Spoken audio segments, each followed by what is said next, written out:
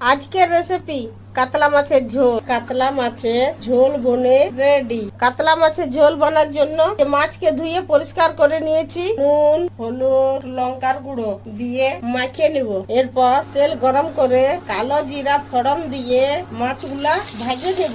মাছগুলা দিকে ভাজা হয়ে গেছে, পাল্টি করে দিচ্ছি। দুদিকে ব্রাউন করে ভাজা হয়ে গেছে, তুলে নিচ্ছি। সব মাছগুলা ভাজা হয়ে গেছে। এরপর ওই তেলেই আর একটু কালো জিরা ফোড়ন দিয়ে পেঁয়াজ ভাজবো।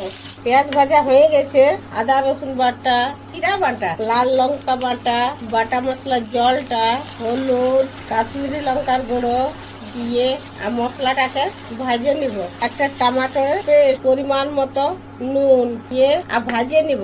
মশলার থেকে তেল ছেড়ে দিয়েছে, মশলা ভাজা হয়ে গেছে, জল দিয়ে দিচ্ছি।